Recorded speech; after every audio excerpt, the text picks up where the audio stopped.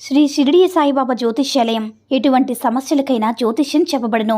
కుటుంబ సమస్యలు, భార్యాభర్తల సమస్యలు, ప్రేమ పెళ్లి సమస్యలు, వ్యవసాయం వ్యాపార సమస్యలు, కోర్టు సమస్యలు, అనుకున్న పనులు కాకపోవడం, డబ్బు సమస్యలు, ఆరోగ్య సమస్యలు, స్త్రీ పురుష వశీకరణ చేయబడును. ఇంకా తీరని ఎటువంటి సమస్యలకైనా శ్రీ షిరిడి సాయిబాబా ఆశీస్సులతో పరిహారం చేయబడును. Phone number 9515466718. రామ్ సమర్థ సద్గురు సాయినాథ్ మహారాజ్ కి జై. సాయిబాబా భక్తులందరూ కూడా నమస్కారం అండి. సాయినాథుని ఆశీస్సులతో అందరూ కూడా సుఖంగా సంతోషంగా అష్టైశ్వర్య ఆరోగ్య అభివృద్ధితో ఉండాలని మనస్ఫూర్తిగా కోరుకుంటూ ఈరోజు ఈ వీడియోని మొదలు పెడుతున్నాను. ఈరోజు వీడియో ఏంటంటే, తొందరపడి నెట్టి వేయద్దు బిడ్డ, నన్ను తలుచుకుంటూ ఈ సందేశాన్ని విను, అంతులేని ఆనందం నీ సొంతం చేస్తాను అని మన బాబాగారు అయితే ఈరోజు మనకి చాలా అద్భుతమైనటువంటి సందేశంతో అయితే మన ముందుకు వచ్చారండి. మరి మన బాబాగారు ఈరోజు మనకి ఎలాంటి సందేశం అందించాలి అనుకుంటున్నారో ఆయన మాటల ద్వారానే విందాము.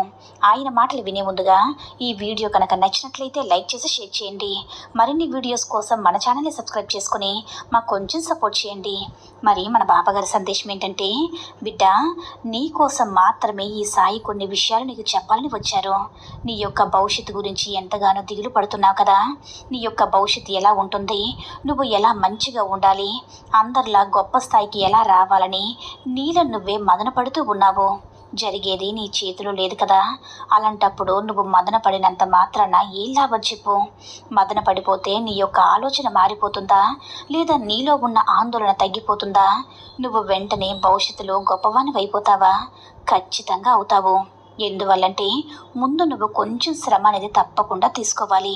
నువ్వు కొంచెం శ్రమపడి కష్టపడ్డావంటే తప్పకుండా నీకు కావాల్సింది దొరుకుతుంది. నువ్వు తప్పకుండా నువ్వు నిరూపించుకోగలుగుతావు. నీ యొక్క సాయి అనుగ్రహం ఉంది కదా, నువ్వు ఏకాగ్రతతో నీ యొక్క లక్ష్యాన్ని చేరగలవు. నీలో ఉన్న శక్తి నువ్వు ముందు తెలుసుకోమ్మా. నీ సంకల్పం గొప్పదే. నీ సంకల్పానికి తగ్గ కృషి, శ్రమ నీలో ఉండాలి. భగవంతుడు నీకు కష్టాలు ఇస్తూనే నిర్లక్ష్యం చేస్తున్నాడని అనుకోవద్దు. నిజానికి భగవంతుడు నిన్ను అందనంతకి ఎత్తుకు ఉంచాలని ఆ బాబాగారు ఈ విధంగా నిన్ను మంచి స్థాయికి తీసుకురావడానికి ఇలాంటి కొన్ని విషయాలు నీతో చేయించి నిన్ను రక్షించి నీకు శిక్షణ అనేది ఇవ్వాలనేది ఆ భగవంతుడి సంకల్పం. అవి నీకు తెలియని విషయాలు కాబట్టి కొంచెం కష్టంగా ఉండవచ్చు. నువ్వు కొద్దిగా అలవాటు పడ్డాక అవి నీకు చాలా సులభంతరం అవుతాయి. ఏవైతే నీ ఆశలు, నీ లక్ష్యం ఉంటుందో అవి తప్పకుండా నువ్వే సాధించుకోవాలి. ఇక నువ్వు కొంతమందితో కొంచెం జాగ్రత్తగా ఉండాలి బిడ్డ.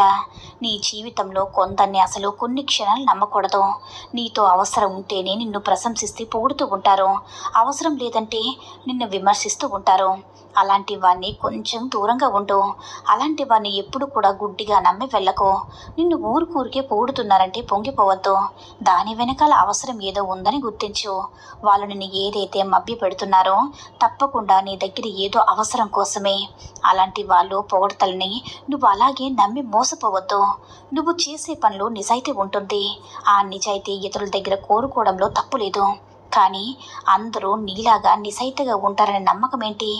మాటల్లో నిజం ఉన్నంత మాత్రాన ఎదుటివారు ఎంత పెద్ద మనిషి అయినా సరే భరించాల్సిన అవసరం కూడా లేదు. ఎందువల్లంటే వాళ్ళ పెద్దరికం వాళ్ళకు ఉంటుంది. కానీ నీలా నిజాయితీ ఉంది, అలాగే మంచితనం ఉంది. అలాంటప్పుడు ఇతరులకి బానిసంగా ఉండాల్సిన అవసరం ఏముంది? ఎవరి గుణం ఎలాంటిదో వాళ్ళకి అలాంటి ఫలితమే వస్తుంది. కాబట్టి బిడ్డ, ఈ సాయి బిడ్డవని నీకు మంచి గుణానికి తగ్గట్టు భగవంతుడు నీకు తప్పకుండా మంచిని ప్రసాదిస్తాడు. నీకు బలం యొక్క బాధ్యత అన్నీ నీపైనే ఉండాలి. ఉదాహరణకి ఒక విషయం చెప్తాను బిడ్డ. నువ్వు కొన్నిసార్లు చూసి భయపడుతూ ఉంటావు. ఇది నాకు జరుగుతుందా, నేను చేయగలనా, చేస్తే ఏమవుతుందో, ఇలాంటి 100 ప్రశ్నలతో నీ మనసును నువ్వే అయోమయ పరిస్థితులు వేసుకుంటావు. నీకు ఒక విధానం కూడా చెప్తాను విను. ఒక బాలుడు నదిలో మునిగిపోయి కొట్టుకుపోతూ ఉంటాడు. ఆ బాలుడికి ప్రాణభయం వచ్చేస్తూ ఉంటుంది. అప్పుడు ఆ బాలుడు రక్షించండి అని ఒక పెద్ద మనిషి ఆ పిల్లవాడిని చూసి ఆ బాలుని రక్షించడానికి నదిలో దూకి మునిగిపోతున్న బాలును రక్షిస్తాడు. ఆ బాలుడు బయటకు వచ్చాక ఆ పెద్ద మనిషి కాలు మీద పడి, స్వామి, మీరు రక్షించకపోతే నేను చనిపోయేవాణ్ణయ్యా, కాబట్టి నేను మీ రుణం ఎలా తీర్చుకోగలని వేడుకుంటాడు. కానీ ఆ పెద్ద మనిషి ఏమీ కూడా కొంచెం కూడా గర్వం లేకుండా, నాకు ఈత వచ్చింది కాబట్టి నేను రక్షించాను, ఇందులో నా గొప్పతనం ఏముంది, నువ్వు ఈత నేర్చుకుని ఉండాలి. అంటే అది నీ తప్పు. నువ్వు చేయవలసిందంతా ఈత నేర్చుకోవడం. నీకు ఏదైతే రాదో అది నువ్వు నేర్చుకోవాలి.